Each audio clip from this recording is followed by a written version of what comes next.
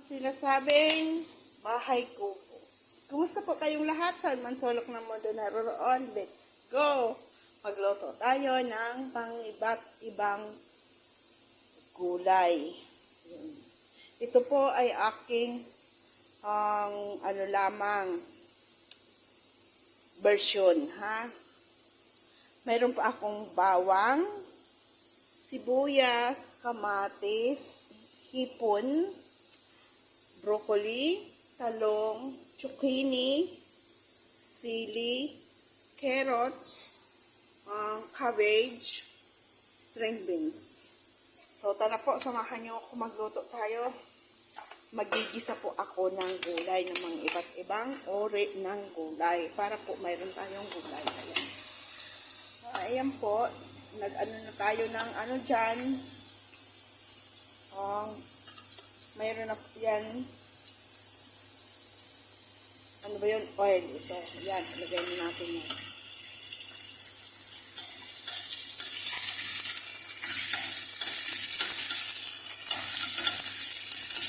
Hindi na po kayo maingay ang ating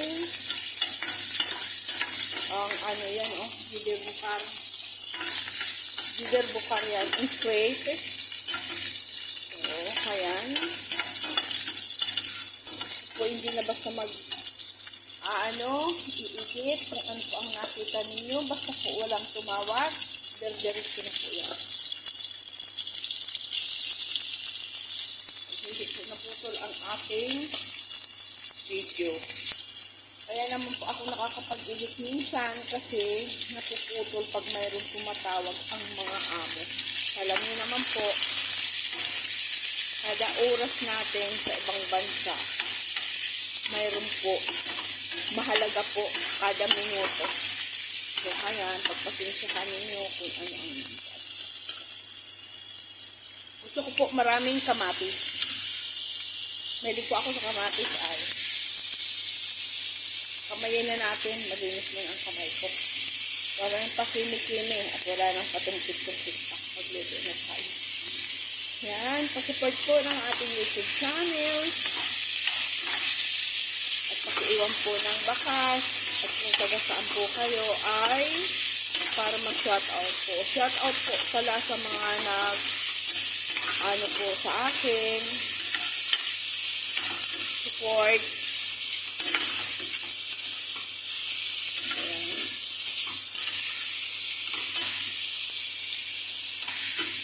Ito po ay madali lamang kung maluto kaya huwag tayo mag-alala nito.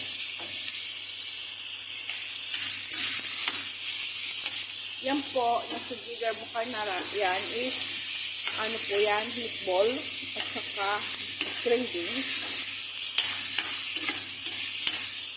Ito po, magluluto tayo ng ating version.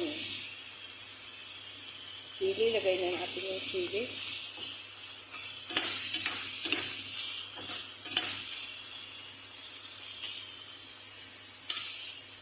Lagay natin ang ating hipon.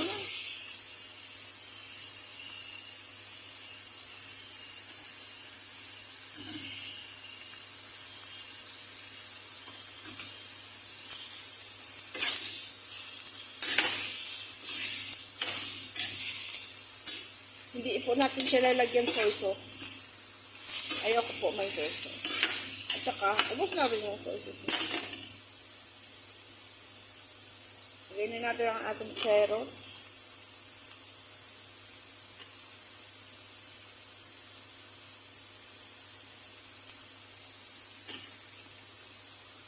Makulay ang buhay.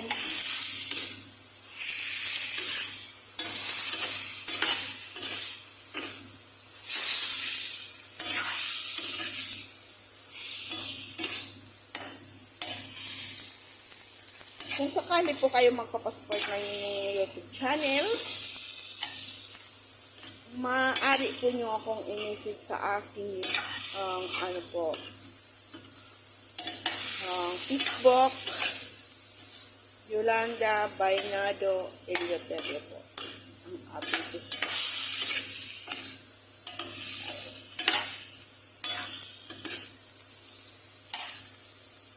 Ayan.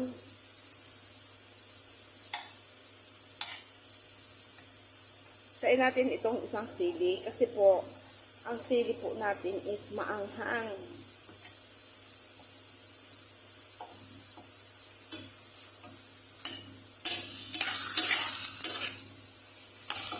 Lagay na po natin ang ating talong at ang ating zucchini.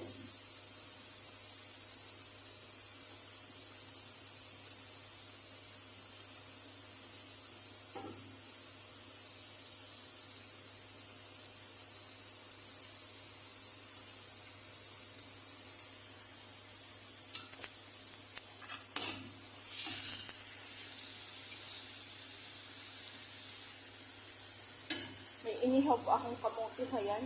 Ito naman po is white rice na.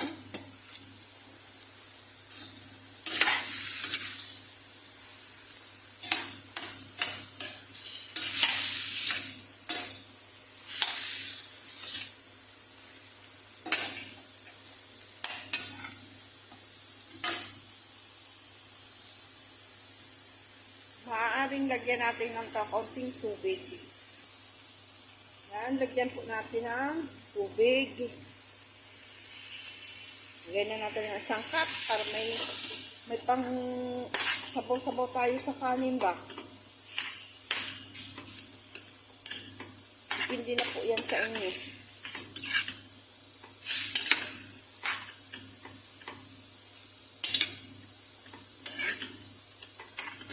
So, lalagyan na po natin siya ng ating vegetable broth. Ubusin na natin yun. Kakaunti na lang naman. At ng ating bitsin, ating asin.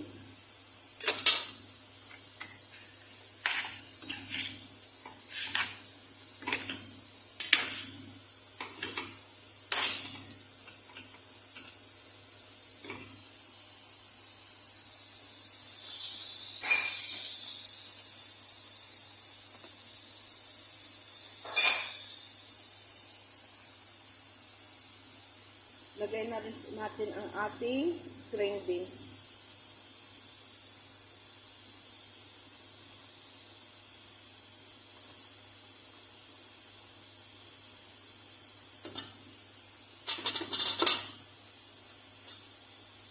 Marami rin po, diba?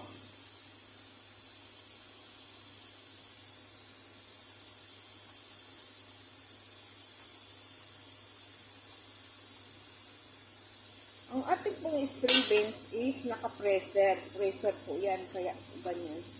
Pag nag-bili po dito ng fresh, alam nyo po, makunat. Hindi ko po alam bakit makunat.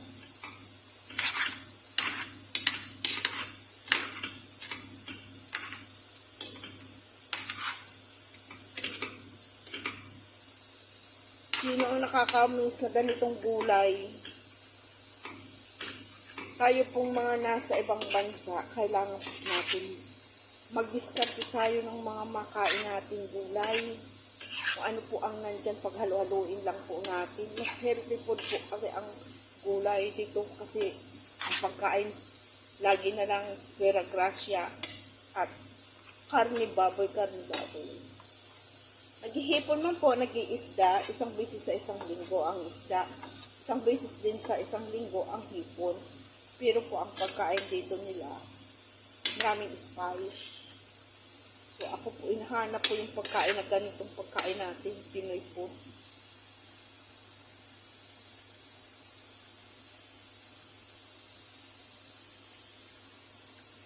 Iba pa rin po kasi ang pagkain Pilipino.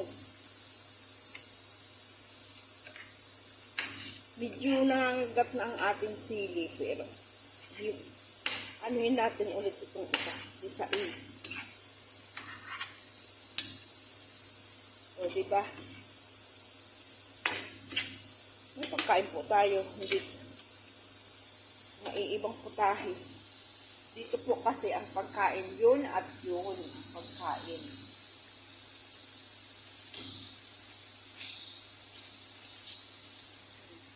Ihaw. Ihaw po kamote yan. Tingnan natin.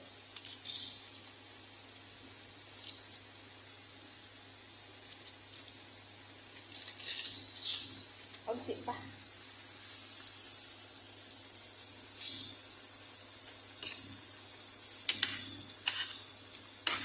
Sa gulay po, ayaw ko po siyang masyadong lata. Tama lang po ba?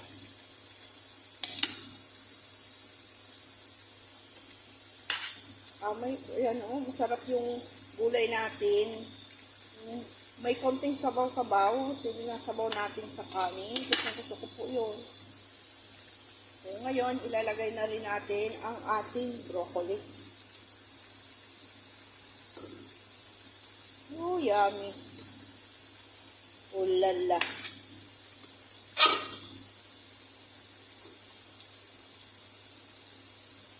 Mahilig po kasi ako sa vegetable. Tayong pabata, kailangan natin yung mga vegetable. Hindi tayo pwedeng karne ng karne kasi mahirap na po. Tumatanda na tayo. Kailangan po natin ang mga vegetable.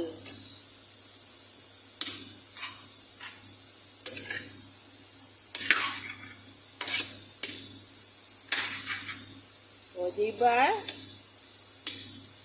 Semo. Magkulay tayo. Ito na lang isang hindi po dinuduro.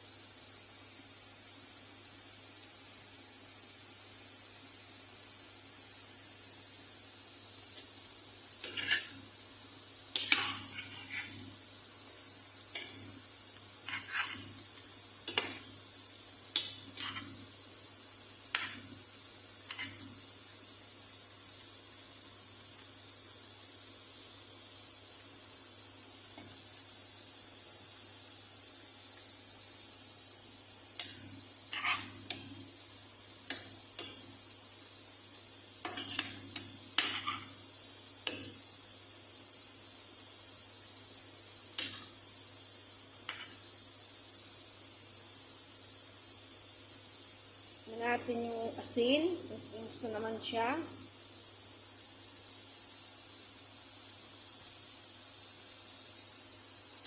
Sabang po ang ating asin.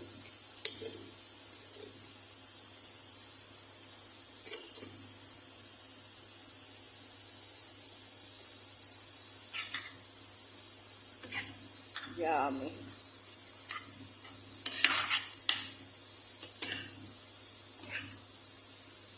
Iba pa rin talaga ang gulay, mga lods. Mga kaibigan.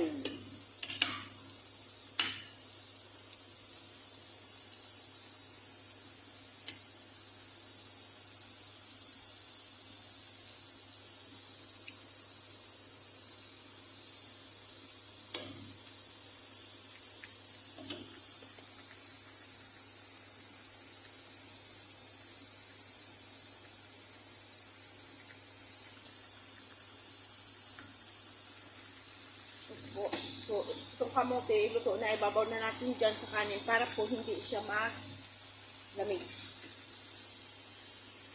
At hindi rin siya masunog, diba? Yun ang purpose ko.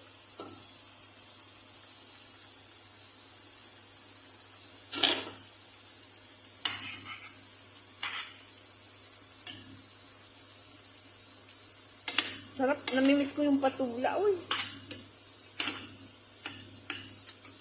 Patula na may miswa. Pag makapasiti ako, bibili ako ng miswa. Miswa, bihon, pansit.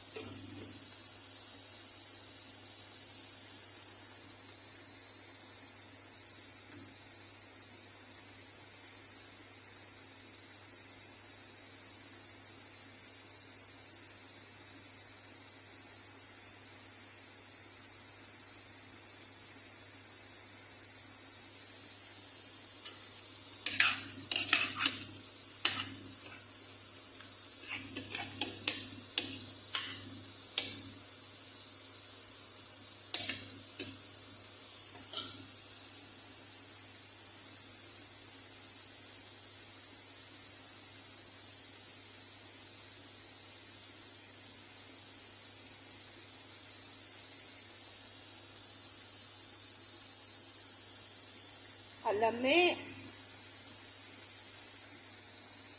Yan.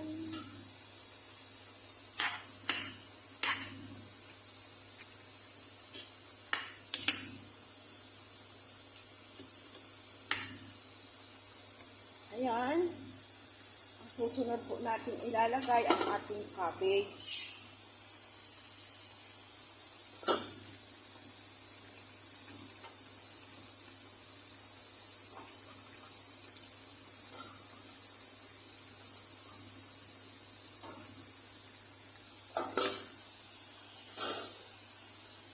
Yan ang sinasabing ang kulay ng buhay. Para yung may minahal ka lang naman, pag may minamahal ka, makulay ang buhay mo. I love you. Shout out sa inyo mga anak. Mahal na mahal ko kayo. Tandaan nyo yan.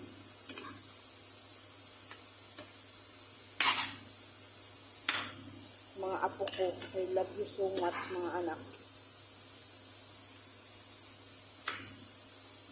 Miss na kayo, miss ko na kayo. Pero ito, tsaga-tsaga muna tayo si mama.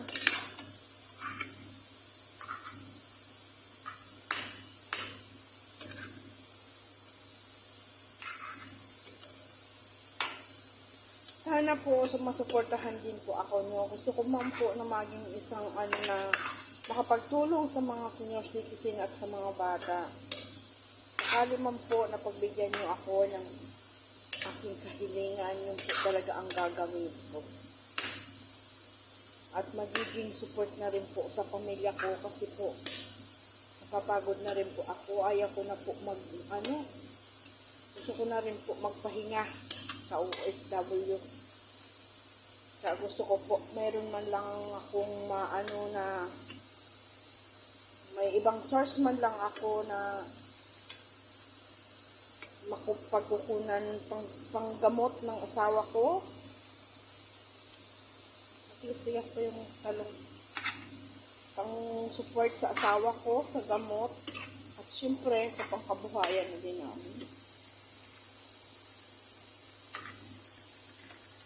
Kasi po kung doon din naman po tayo sa atin, sa Pilipinas, wala naman po tayong ibang mapagkukunan ng hanap buhay, wala rin po. Kailangan po natin talaga i-torture natin yung sarili natin na makapagkumpuni tayo ba? May mapagkukunan tayong panghanap buhay. Ganun lang naman po ang gusto ko.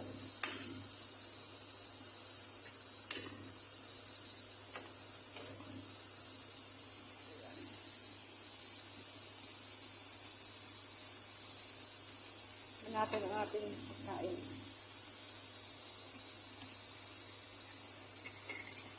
Ang sarap na po, ayan.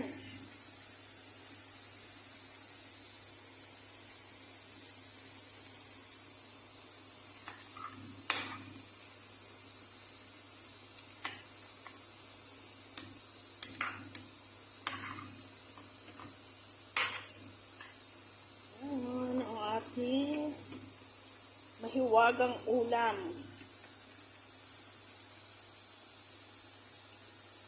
Minis ko talaga yung patula at saka miswa. Tapos ginalagyan sardinas. Ay naku. Kakamis.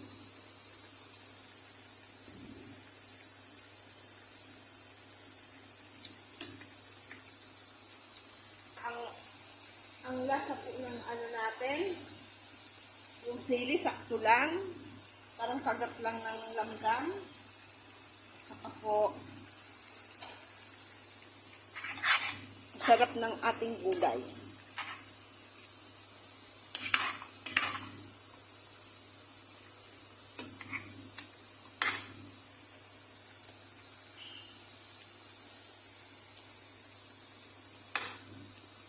Tingnan natin ang ating talong pag okay na siya.